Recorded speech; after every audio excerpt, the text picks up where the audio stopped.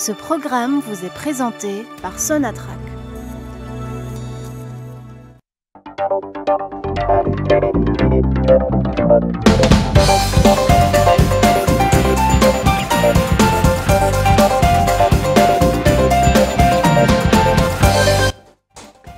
Merci de nous rejoindre sur Al24 News. Très chers téléspectateurs, bonsoir et bienvenue au Pro de l'Écho. Le Conseil européen veut mettre la main sur les avoirs russes gelés en Europe pour armer l'Ukraine fin mars dernier. Les 27 se sont réunis pour étudier la question. Bruxelles est déterminée à capitaliser les intérêts générés par les avoirs russes détenus principalement par Euroclear, une société internationale de dépôt de règlement livraison pour les obligations, actions et fonds d'investissement basés à Bruxelles en Belgique pour permettre à l'Ukraine de financer son armement.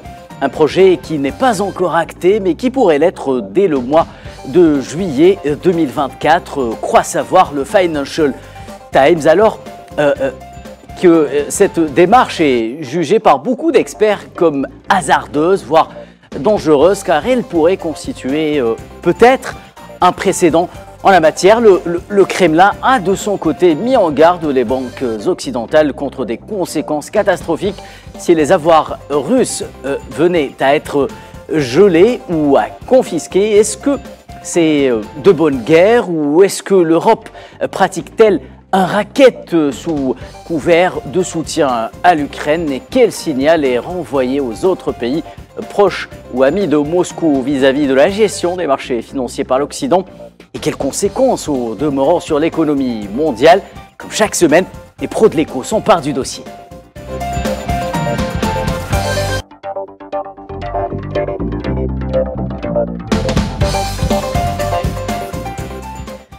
Alors pour m'accompagner sur le plateau ce soir afin de discuter de ce sujet, j'ai le grand plaisir d'accueillir M. Mohamed Bacha, docteur d'État en sciences économiques et ancien ministre algérien de l'Industrie. Merci M. Bacha d'avoir accepté notre invitation. Merci de l'invitation. À partir de Oran, Souhil Meddah, expert international en finance, sera également avec nous ce soir. Souhil Meddah, bonsoir. Est-ce que vous m'entendez? Merci d'être avec nous ce soir. Bonsoir, oui, je vous entends parfaitement. Bonsoir. Merci Souhil Meddah. Nazim Sini va nous rejoindre dans quelques instants, enseignant agrégé d'économie à l'université Aix-Marseille 1, sera avec nous dans quelques instants. Alors avant de commencer ce débat, je vous propose justement d'écouter les déclarations des uns et des autres côté européen, mais également côté russe, en ce qui concerne cette affaire justement lié à la confiscation, je mets le mot confiscation entre guillemets, bien entendu pour l'instant, des avoirs russes gelés dans les banques et institutions financières européennes. Naturellement, nous utiliserons tous les outils juridiques disponibles actuellement et nous utiliserons tous les outils disponibles à l'avenir au fur et à mesure qu'ils apparaîtront. Et bien sûr, sur la base de la réciprocité, nous n'exercerons pas de représailles en nature, mais choisirons des méthodes différentes d'une manière qui correspond à nos propres intérêts. Nous avons pris des décisions très importantes, notamment en permettant de récupérer les bénéfices exceptionnels. Une proposition a été mise sur la table par la Commission. Nous sommes déterminés à agir très rapidement afin de pouvoir utiliser une partie de cet argent pour soutenir l'Ukraine, y compris cette possibilité avec du matériel militaire. Et cela montre que les 27 dirigeants autour de la table comprennent la gravité de la situation. Cela montre que nous sommes déterminés à apporter davantage de soutien à l'Ukraine. Pour vous donner un autre exemple, nous avons eu l'occasion de discuter de cette question tchèque qui propose cette initiative tchèque très concrète et très opérationnelle afin de garantir que nous fournissons ce dont l'Ukraine a besoin. Nous savons que c'est extrêmement urgent. Je pense que c'est une bonne proposition et nous avions déjà fait un premier pas il y a 2 ans. C'est que les recettes fiscales provenant des avoirs gelés, nous n'avons jamais utilisé cela pour notre budget. Nous l'avons isolé et utilisé à 100% pour l'achat d'armes et la fourniture d'une aide humanitaire aux Ukrainiens. Nous avons toujours été très clairs. Il s'agit d'une taxation de la misère des Ukrainiens qui leur a été infligée par les Russes. La décision ou la proposition des recettes elles-mêmes, je pense, sont une façon sensée de le faire. Je pense que l'idée de les affecter principalement à l'achat d'armes est tout à fait logique. Dimitri Peskov, porte-parole du Kremlin, Charles Michel, président du Conseil de l'Europe, et M. De Croo, Premier ministre belge. Vous venez de les entendre tour à tour au sujet de cette question liée à la confiscation des avoirs russes par l'Europe. Mohamed Bacha, d'emblée, d'un point de vue économique, de quoi parle-t-on au juste? Oui, donc on a affaire à deux concepts, celui du gel et celui de la confiscation. Donc le gel signifie tout simplement que les avoirs sont bloqués, que les détenteurs légaux sont interdits d'utilisation et aucun mouvement n'est autorisé de quelque nature que ce soit à la vente ou à l'achat. Donc c'est un phénomène qui est en principe provisoire. Donc si on gèle, on peut dégeler. Oui. Donc à un moment donné, ça peut se libérer pour des raisons aussi peut-être inverses à ceux qui ont fait qu'on arrive à cette situation. Maintenant, la confiscation, c'est un fait qui est beaucoup plus grave et qui va consister en un transfert de propriété. Donc le propriétaire initial est dépossédé de son bien et remis à une autre entité, que ce soit personne physique ou personne morale ou un État ou un autre État. Et là, la procédure est extrêmement complexe parce que c'est un vrai casse-tête sur le plan juridique qui est pour l'instant insoluble parce que protégé par d'abord les conventions internationales. Donc on a la Convention des Nations Unies sur l'immunité juridictionnelle des biens des États de 2004 qui a été signée par certains pays européens, dont la France d'ailleurs, et qui constitue un élément de protection internationale des États par rapport aux possibilités de confiscation. Et donc là, on a globalement un concept, donc c'est le concept de l'immunité souveraine. Donc on a donc des biens privés qui sont gelés. On estime généralement entre 450 et 500 personnalités russes qui sont visées par cette opération de gel. Et on a des ressources qui sont ceux de l'État russe, donc détenus par la Banque centrale russe, et qui, déposés dans beaucoup de banques spécialisées, génèrent des revenus. Donc la démarche est complètement différente selon qu'on a affaire à des biens privés, et là on a des antécédents et des précédents. Par exemple, si on prend le cas de l'Italie, dans sa lutte contre la mafia, ça s'est concrétisé grâce aux preuves apportées de l'origine criminelle des biens. Et donc ça a donné l'assise juridique qui a permis à l'État concerné de déposséder ces gens-là d'un bien mal acquis, donc lié à des activités criminelles. S'agissant des cas des personnalités russes, une très grande partie de ces personnalités relève du corps politique. Donc soit ils sont membres du gouvernement, soit ils sont dans la Douma. Certains autres, c'est des businessmen, des gens qui sont dans les activités économiques. Donc, comment prouver que leurs biens, véritablement, sont mal acquis et proviennent d'activités criminelles? Et la plupart du temps, lorsque les États veulent lester ce type d'opération, ils doivent avoir la coopération du pays d'origine pour pouvoir prouver un certain nombre d'éléments et donc asseoir leur décision juridique sur un élément palpable. Pour l'instant, on n'en est pas là. Maintenant, les biens qui relèvent des États, leur expropriation, leur confiscation, relèvent des travaux d'Hercule. Encore faut-il pouvoir les réaliser, étant donné le caractère relativement rigide de la notion de propriété privée, qui est l'institution de base de l'économie mondiale et des économies développées. Donc si on fait fi de ce principe, on va aller vers des dérives qui sont souhaitées par personne. Donc c'est un travail peut-être de longue haleine, mais qui de toutes les façons a une complexité juridique qui sera extrêmement difficile à résoudre si véritablement l'Union européenne souhaite s'engager dans cette démarche, d'autant que ses intérêts ne sont pas forcément ceux d'autres parties prenantes à l'échelle mondiale, comme les Américains, qui sont peut-être moins tenus par les relations économiques, et notamment dans le domaine de l'énergie avec la Russie. Donc ils peuvent se permettre peut-être, et comme ils ont un peu vous disiez, l'aspect un peu Far West, donc oui, on va en parler. Ils ont cette tendance à peut-être aller plus vite que la musique. Mais les Européens sont tenus par des rapports, par des conditions même territoriaux, puisqu'ils partagent pratiquement le même continent, qui fait que la démarche de confiscation sera ardue, voire impossible. Très bien. Et dans le cas italien, le juge Giovanni Falcone l'avait payé de sa vie après un travail de longue haleine ayant permis justement de constituer ces preuves de l'origine criminelle des avoirs et des biens de la mafia, ce qui n'est pas encore le cas pour la Commission européenne. Nazim Sini, à l'heure actuelle, le montant total des actifs russes gelés dans l'Union européenne, aux États-Unis, au Canada et au Japon avoisinerait, selon certaines sources, les 260 milliards d'euros. Ces 2 à 3 milliards paraissent vraisemblables, estime le Moskowski comme Smollett. Près de 70% des avoirs, je le disais, russes gelés en Occident sont conservés par la Société internationale des dépôts Euroclear, située à Bruxelles. Et là, justement, on parle de confisquer, Nazim Sini, les intérêts générés par ces avoirs. Entre 2, 3 jusqu'à 5 milliards d'euros seront mis à la disposition de l'Ukraine pour acheter des armes.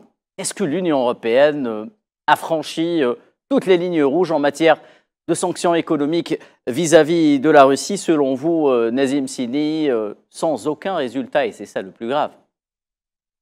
Bon, d'abord, bonsoir. Permettez-moi de saluer mon ami le Dr Bacha, qui est sur votre plateau, puis vous saluer aussi M. Batache. Alors, clairement, oui, là, l'Union européenne joue un jeu extrêmement dangereux et extrêmement inflammable. Pourquoi? Parce qu'elle va se permettre, elle va franchir une ligne rouge contre toutes les réglementations et toutes les lois en vigueur au niveau international, parce qu'il faut savoir que la confiscation d'avoirs d'un pays étranger ne peut se faire que lorsqu'il y a une déclaration de guerre. Et aujourd'hui, autant l'Union européenne que le G7 n'ont pas, jusqu'à présent, jusqu'à ma connaissance, n'ont pas déclaré la guerre à la Russie. Ça, c'est la première chose. La deuxième chose, on peut confisquer des avoirs d'un pays tiers lorsque ces avoirs, effectivement, et je rejoins ce qu'a dit Monsieur Bacha sur votre plateau, lorsque ces avoirs sont prouvés qu'ils ont été mal acquis ou issus d'activités illicites comme le terrorisme ou quelque chose de ce genre. Mais là, aujourd'hui, en fait, ce qui va se passer, c'est que l'Union européenne va se tirer une balle dans le pied, clairement, parce que si elle réalise concrètement cette confiscation des avoirs, ça va avoir un impact conséquent. D'abord, ça va détourner certains investisseurs étrangers de la destination européenne. Pourquoi? Parce que cela veut dire que aucun investisseur étranger n'est à l'abri d'une confiscation de ses avoirs en territoire européen. Ça veut dire qu'aujourd'hui, un investisseur étranger n'est pas protégé sur le sol européen. Ça, c'est la première chose. La deuxième chose, souvenez-vous que la Commission européenne avait promis de restituer l'ensemble des avoirs russes à condition que la Russie retire ses troupes du sol ukrainien. Donc, imaginons si cette dernière s'amuse à utiliser ces avoirs et que on trouve, on va dire, une issue favorable à cette guerre qui oppose la Russie et l'Ukraine. Comment l'Europe va pouvoir rembourser cette dette vis-à-vis des Russes? Ça, c'est la première chose. Et puis, cela veut dire s'éloigner durablement d'un retour négocié à la paix. Oui. Et ce qui est voulu actuellement, et c'est le vœu de tous les belligérants, y compris de tous les observateurs internationaux, c'est un retour à la paix entre la Russie et l'Ukraine qui, rappelons-le, ont plus de points communs que de points de divergence. Aujourd'hui, l'Europe, je pense qu'elle est en train de jouer son bateau à travers cette mesure, mais qui va avoir des conséquences, j'allais dire, presque irréversibles. Et vous allez voir que la Russie ne va pas rester sans réponse et va certainement prendre des mesures de rétention et également confisquer peut-être ou récupérer des actifs européens sur son sol. Nazim Sini, vous faites si bien de le dire, des mesures de rétention annoncées par le porte-parole du Kremlin, Dmitri Peskov. Souheil Meddah, le premier milliard, justement, pourrait être versé à Kiev dès le 1er juillet, a-t-on déclaré du côté de la Commission européenne. Ces fonds pourront servir à 90% pour l'achat de munitions. C'est l'urgence pour l'Ukraine aujourd'hui, a précisé Alexandre De Croo, Premier ministre belge. Certains experts économiques, je dis bien économiques, parlent de raquettes exercées par l'Union européenne à l'encontre de la Russie. Est-ce que vous rejoignez ces experts qui parlent de raquettes, tout simplement, Souheil Meddah? Souheil Meddah, est-ce que vous m'entendez? Je n'ai rien entendu. Alors, je répète la question, Souil Meddah. Je disais que le premier milliard pourrait être versé à Kiev dès le 1er juillet prochain.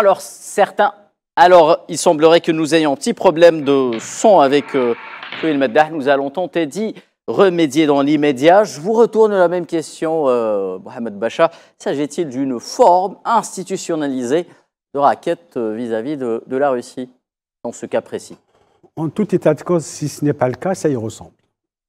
Donc, toute activité qui tend à vouloir soustraire quelqu'un de sa propriété, en dehors des voies légales et de l'acceptation, tendrait à tomber dans ce schéma. Il ne faut pas oublier que les États, dans les relations internationales, sont basés sur le droit.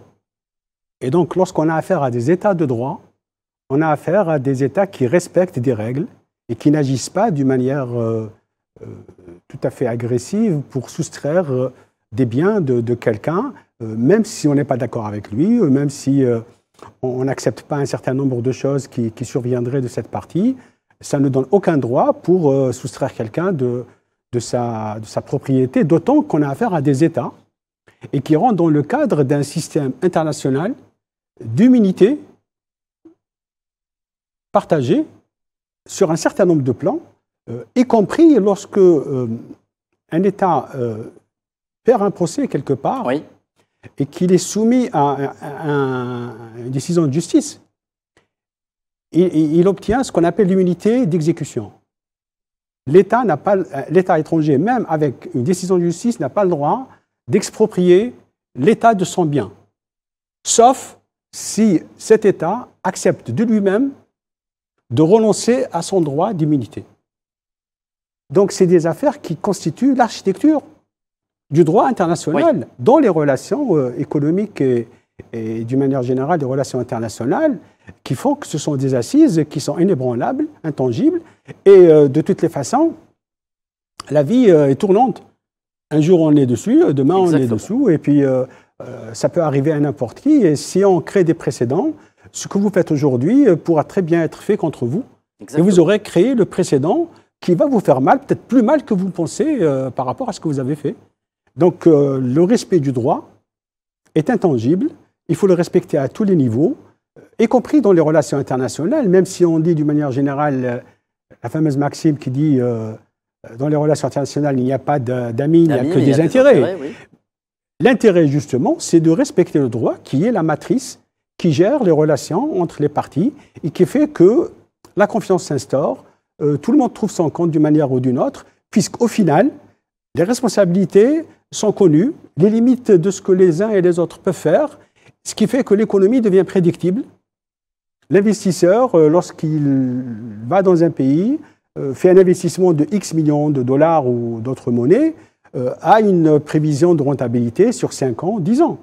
Il faudra qu'il soit assuré que son bien soit protégé et qu'il ne soit pas confisqué, qu'il ne soit pas exproprié et qu'il puisse jouir de son droit sur les revenus qu'il attend d'une activité industrielle et économique générale qui génère des revenus. Très bien, Mohamed Bacha, laissez-moi poser la même question à Souil Meddah. Alors l'Union européenne, selon certains experts économiques, abuse d'une certaine manière à avantager l'Ukraine, notamment en ce qui concerne certaines décisions économiques, à l'image des avantages octroyés aux agriculteurs et aux produits agricoles ukrainiens vis-à-vis d'autres pays, comme la Pologne, par exemple.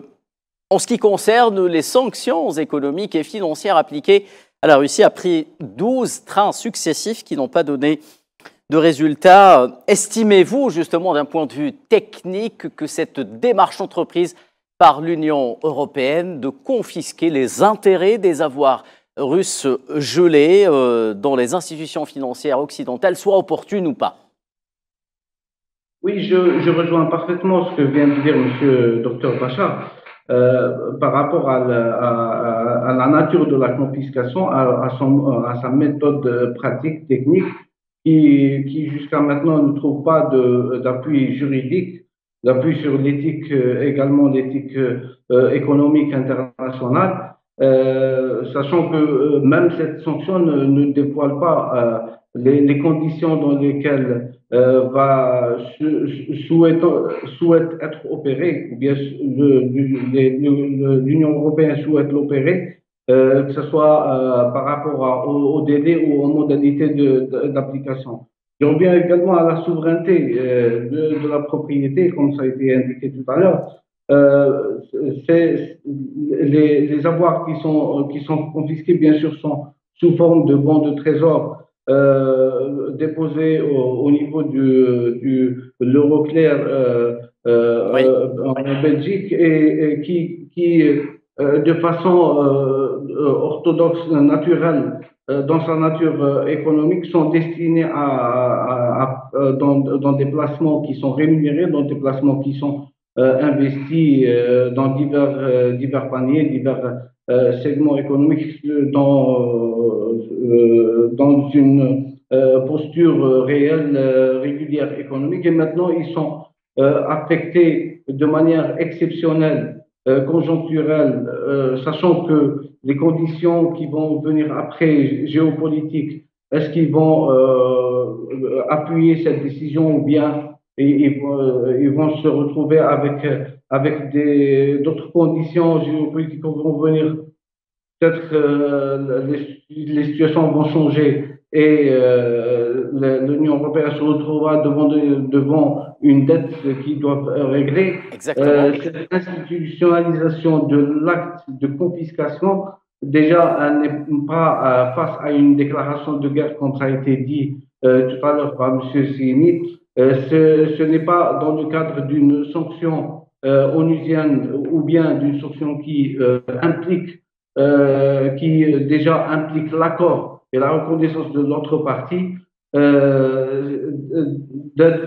Également, nous avons un enchaînement d'événements, un enchaînement de tentatives qui sont attachées à cette décision, qui sont venus avant. On parle de l'exemption, par exemple, pour les produits agricoles, qui avantage l'Ukraine pour pouvoir lui donner plus de soutien financier, sachant que l'Union européenne n'a pas les capacités d'aller au-delà d'un certain seuil qui maintenant se retrouve devant le fait accompli et se déclare indirectement être incapable d'aider encore plus l'Ukraine d'abord dans son programme d'armement et puis dans sa future reconstruction, le cas échéant, si jamais on est devant une issue favorable à un cessez-le-feu et puis une issue d'accord à l'amiable entre les parties.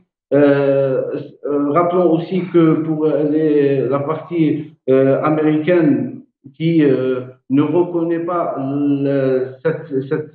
ne reconnaît pas son engagement pour aider, mais c'est un financement qui sera converti en dette avec la partie ukrainienne, bien sûr, qui refuse ce principe-là. Les États-Unis commencent à limiter leurs implications, leur apport dans cette démarche de financement. Et bien sûr, les Européens maintenant, étant devant cette situation, se retrouvent en train d'associer plusieurs solutions, y compris celle de la confiscation, qui va d'abord ramener les 3 milliards de dollars, ou 2 à 3 milliards de dollars d'euros par an comme revenus générés sur les apports qui seront d'office ponctionnés et affectés vers le financement de l'aide ukrainienne.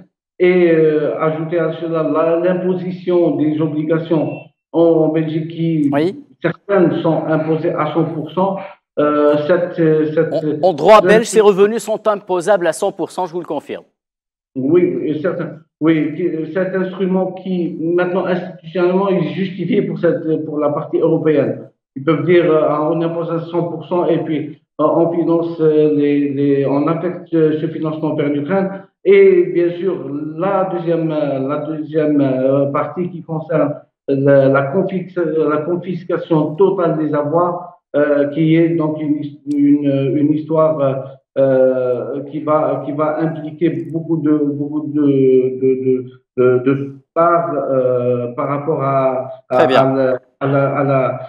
d'abord à la décision elle-même, à l'engagement de l'Europe, et puis vis-à-vis des autres effets indirects qui vont toucher d'autres parties, d'autres pays qui vont commencer à revoir leur position et leur vision vis-à-vis des placements qui sont soit en Europe, soit en monnaie européenne, soit en monnaie américaine. Très bien, merci Souheil Maddah pour ces précisions. Nazim Sini, la présidente de la Commission européenne, Ursula von der Leyen, a proposé donc le 28 février dernier la saisie des profits exceptionnels générés par Euroclear sur les actifs de la Banque centrale de Russie. Les intérêts générés par les soldes de trésorerie de la Russie ont atteint 4,4 milliards d'euros en 2023. Nazim Sini, ma question est la suivante. Jusqu'à quand l'Union européenne va-t-elle s'amuser à faire fi du droit international pour tenter d'avantager économiquement l'Ukraine au détriment des intérêts souverains de la Russie? Écoutez, en gros, clairement, l'Union européenne cherche à avoir un gagnant à cette guerre. Et clairement, on a compris que l'Europe était du côté de l'Ukraine plutôt que du côté de la paix. Et c'est ça aussi qui leur est reproché, clairement, c'est-à-dire une sorte de parti pris total, subjectif et totalement partiel, j'allais dire, au profit de l'Ukraine. Alors qu'aujourd'hui, l'Union européenne devrait mobiliser toute son énergie, toute sa force, toute sa politique et sa diplomatie pour un retour de la paix dans cette région. Parce qu'effectivement, il y a une guerre qui a éclaté à sa porte, aux portes de l'entrée. Oui. Et il faut savoir qu'aujourd'hui, pour l'Europe, perdre l'Ukraine, c'est perdre quelque part l'OTAN. Et en fait, c'est ça qu'elle essaie de protéger l'Europe. Vous savez, il ne faut pas être naïf, il ne faut pas être dupe. Aujourd'hui, l'Europe tente de protéger les derniers soubresauts de ce que représente l'OTAN à l'échelle, évidemment, de l'Occident. Et aujourd'hui, effectivement, l'Europe ne reculera devant rien. Évidemment, le tout appuyé par les États-Unis, parce qu'il faut savoir qu'il y a des puissances en coulisses qui œuvrent pour aller de plus en plus loin, tout en violant toutes les réglementations et également les lois internationales qui régissent justement les relations bilatérales entre les pays. Et c'est très grave ce qui se passe parce que ça crée un précédent historique. Et vous savez, la dernière fois qu'on a eu une confiscation d'avoirs, c'était lors de la Seconde Guerre mondiale. Exactement. Avec le régime nazi. Oui. Donc, lors du traité de Versailles. Tout à fait. Et là, aujourd'hui, on n'est pas du tout dans le même cas de figure. C'est-à-dire que si vous allez sur ce terrain-là, vous éloignez de plus en plus la Russie à un retour vers la paix et un retour d'une relation apaisée et, j'allais dire, presque normalisée, comme c'était le cas il y a encore une dizaine d'années avec la Russie. Sachant que la Russie, ça reste quand même un pays continent, un pays qui a son poids à l'échelle internationale, qui reste un membre important des Nations Unies avec un droit de veto, et on ne peut pas aujourd'hui avoir un monde sans la Russie. Et je pense que l'Europe ne se projette pas dans l'avenir. Elle n'arrive pas à se dire que clairement, il va y avoir une issue favorable et qu'à un moment donné, il va falloir renouer le contact et les relations avec la Russie. En confisquant ses avoirs, c'est clairement, pour moi, une forme de déclaration de guerre économique dont l'Europe ne s'en sortira pas tout simplement. Nazim Sini, je reste avec vous. Alors, je vais vous lire une citation de la ministre allemande des Finances, Christian Lindner. Chaque pas dans la direction de la confiscation, en particulier des actifs de la Banque centrale, doit être soigneusement pesé en termes de légalité, de conséquences. Notre objectif est de soutenir l'Ukraine et d'affaiblir Poutine, pas d'affaiblir l'Occident et de saper l'ordre mondial et la stabilité financière. Fin de citation. Comment peut-on tenir de tels propos lorsqu'on est... j'ai envie de dire, mains et pieds liés, poings et pieds liés dans une forme d'escalade économique. Oui, tout à fait. Puis regardez, ça vous montre bien que la déclaration allemande, d'abord, est emplie de sagesse et un peu plus mesurée. Ils sont extrêmement prudents parce qu'aujourd'hui, ils savent que l'Allemagne a des intérêts économiques extrêmement forts avec la Russie, même si elle a réduit sa dépendance vis-à-vis des matières premières russes. Mais aujourd'hui, il y a quand même une relation économique, même si elle a été amoindrie, elle reste quand même assez conséquente. Et puis surtout, les Allemands sont pragmatiques. Aujourd'hui, ils ont conscience qu'à un moment donné, il va falloir renouer les liens économiques, politiques et diplomatiques avec la Russie. Ça reste un partenaire incontournable, que ce soit pour la sécurité internationale, que ce soit pour la stabilité financière et économique mondiale, et aussi parce que la Russie, de tout temps, a pesé un poids sur l'échiquier mondial. Et aujourd'hui, vous voyez qu'il y a une dissonance et une fracture des positions entre, par exemple, l'Allemagne et certains pays européens, entraînés notamment par la France.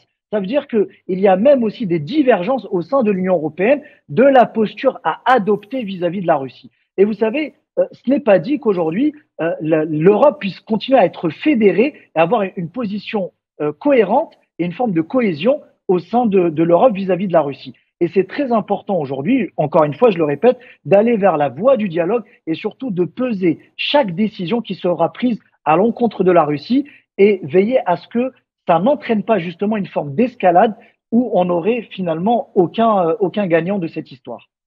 Merci Nazim Sidi.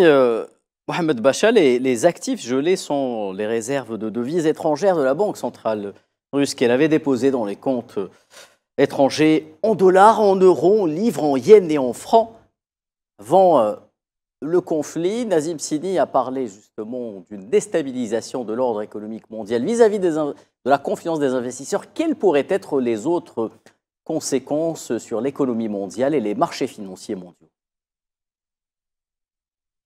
Les conséquences, de toutes les façons, il y en aura. Donc on ne peut pas dire que ce type d'action n'aura pas de conséquences. Les conséquences qui sont attendues par les Européens concernent directement la déstabilisation de la Russie de l'intérieur. Donc on souhaite impulser une démarche, disons, d'hyperinflation, du fait que déjà, pour contrer l'inflation, les autorités russes ont relevé le taux directeur, qui fait que pratiquement sur 5 paliers successifs, il est pratiquement à 16% actuellement. Et lorsqu'on relève le taux en lutte contre l'inflation, ça peut être utile, parce que l'inflation finalement russe pour 2023 serait de l'ordre de 5 à 7%, donc ce qui est tout à fait gérable. On n'est pas dans l'hyperinflation attendue. Par contre, l'effet pour la Russie peut être important, puisque ça va impacter sur les investissements qui sont le moteur de l'économie. Le taux de croissance est calculé par rapport à l'évolution de la production, mais la production n'évolue et ne progresse que si derrière, il y a des investissements qui sont maintenus. Donc effectivement, ça peut avoir un effet à un moment ou à un autre sur l'économie russe, même si, d'ailleurs depuis 2014, où la guerre économique a été déclarée, avec la démarche entreprise par les Russes de ce qu'ils pensent être leur droit de récupérer la Crimée, oui, de leur point de vue. Donc les sanctions n'ont pas produit ce qui est attendu. Qui, je rappelle, a choisi de rejoindre la Russie après un référendum organisé. De toutes les façons, le droit international reste valable pour toutes les parties. Oui. Donc si on veut le faire jouer pour une partie, il faut aussi qu'il joue pour toutes les parties d'une manière ou d'une autre. Et toutes les guerres, de toutes les façons, se résolvent en général par des négociations. Donc, à un moment donné, on y arrivera tôt ou tard. Mais de tout état de cause, d'un côté, l'économie russe a montré une capacité de résilience assez intéressante, puisque, finalement, comme on dit, à toute chose malheur est bon, les investisseurs qui ont déserté, les opérateurs européens qui ont déserté la Russie, qui ont laissé on prend un opérateur automobiliste français qui a quitté la Russie, il a mis sur la paille quelque chose comme 45 000 ouvriers dans 2 ou 3 usines réparties en Russie. Et pourtant, du fait de la capacité des ingénieurs russes, ils ont réussi à redémarrer l'outil. Et parfois, donc, même les produits commencent à sortir sur le marché avec un niveau de qualité qui n'est pas négligeable, grâce aussi à des partenariats stratégiques avec d'autres pays qui ont peut-être les mêmes intérêts que la Russie. Défi industriel relevé avec brio par la Russie. Avec brio, et donc grâce à des partenaires stratégiques avec d'autres pays qui ont réussi aussi leurs défis ou leurs paris industriels. Donc, en tout état de cause, les choses ne sont pas faciles, et souvent ce qu'on pense être une guerre déclarée pour détruire l'économie russe n'a pas du tout abouti aux résultats escomptés, du fait que ça a permis à beaucoup d'opérateurs russes de comprendre l'enjeu d'endogénéiser leur croissance. Et donc finalement, ce qu'on croyait être une sanction, c'est devenu un élément et un facteur de développement et de croissance pour cette économie. Mais en tout état de cause, l'économie russe a encore une marge de progression qui est très importante, qui devrait en principe lui permettre de sauter le pas et de devenir un véritable pays émergent, parce que quoi qu'on dise, par rapport au fait que ce soit le premier pays en termes de surface à plus de 17 millions de kilomètres carrés, qui représente pratiquement 12% de la surface terrestre émergée. Donc c'est un pays immense, c'est pas un pays, c'est un continent qui traverse de deux continents, l'Asie et l'Europe. Donc par rapport à son potentiel, un PIB de l'ordre de 1800 milliards de dollars est relativement insuffisant par rapport à une telle capacité, à un tel potentiel. Donc en tout état de cause, ce qui se passe, ça pourra peut-être les engager à surmultiplier leurs efforts pour sortir le cap quelque part du développement pour passer à un véritable statut de pays émergent, sachant que l'URSS reste un pays constitué pratiquement de 22 États, en dehors de ceux qui ont rejoint du fait des référendums qui ne sont pas reconnus à l'international, fait qu'en moyenne, les États gravitent autour de 80 à 100 milliards d'euros, donc ce qui est insuffisant pour un État pour se déclarer réellement émergent avec une telle quantité de ressources. Donc il y a des enjeux importants. Sur le plan international, les effets, donc en dehors de la Russie, qui arrive à faire retourner un peu la vapeur à son avantage du fait des restrictions qui ont été imposées, et ce qui fait que... Donc il y a des choses qui sont positives pour eux du fait de ces sanctions. Par rapport au monde, effectivement, nous, ça sera un benchmark par rapport aux pays en voie de développement, qui peut-être, au lieu de chercher à développer leur économie et leur industrie, auront tendance à vouloir investir dans des actifs financiers à l'étranger pour avoir de la ressource, entre guillemets, relativement sûre. Maintenant, on sait que rien n'est sûr. Et toute chose peut se retourner contre soi, surtout si ce qu'on a n'est pas sur sa terre et sur ses biens, et que la maîtrise et la sécurisation nous échappent. Donc c'est une leçon majeure, aussi bien pour les Russes qui l'ont bien compris, et de toute façon 200 ou 230 ou même 300 milliards de dollars par rapport à la Russie, c'est une marge relativement insignifiante. Si on prend ces actifs, on les étale sur les durées de rentabilisation attendues sur 10 ans ou 15 ans, par rapport à une capitalisation du PIB sur 10 ans, c'est-à-dire quelque chose comme 20 000 milliards, ça va représenter moins de 1%. Donc, ça ne va pas trop déstabiliser. Et avec l'intelligence des opérateurs et des décideurs russes, je pense qu'ils trouvent la parade à ce niveau-là.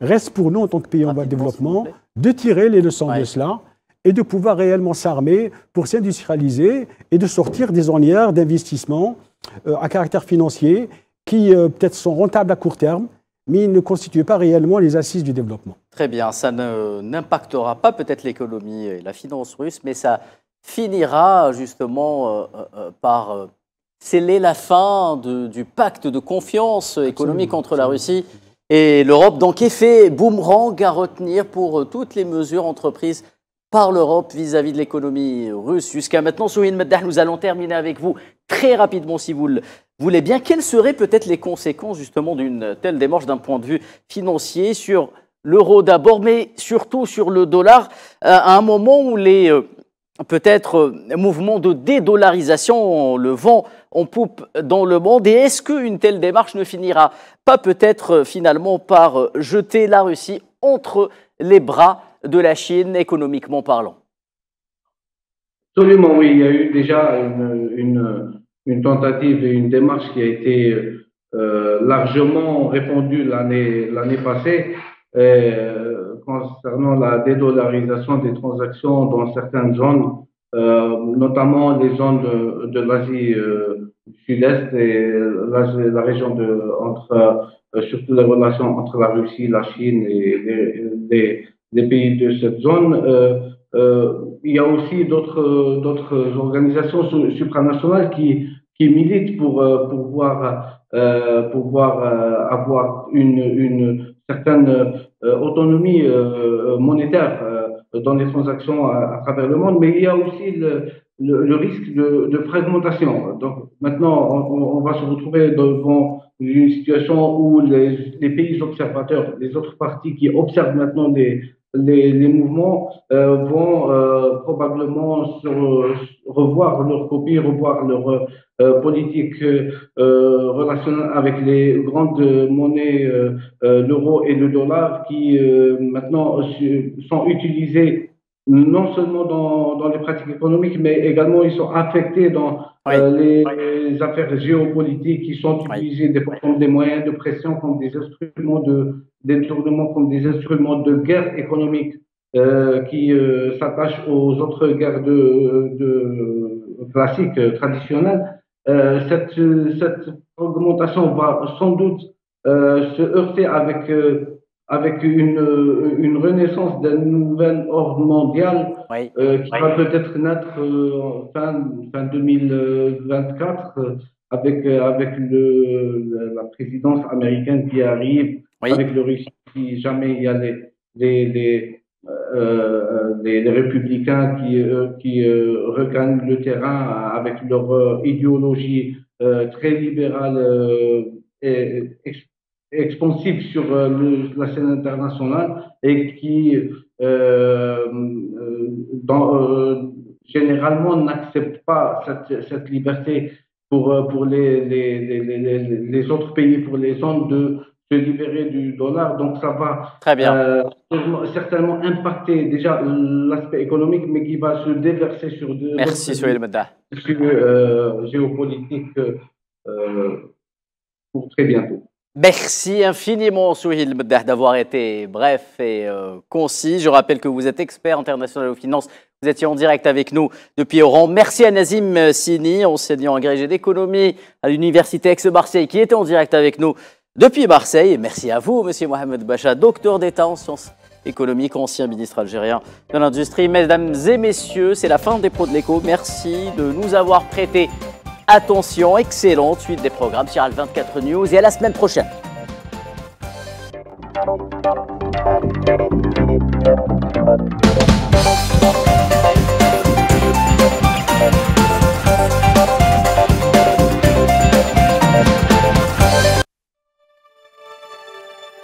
Ce programme vous a été présenté par Sonatrach.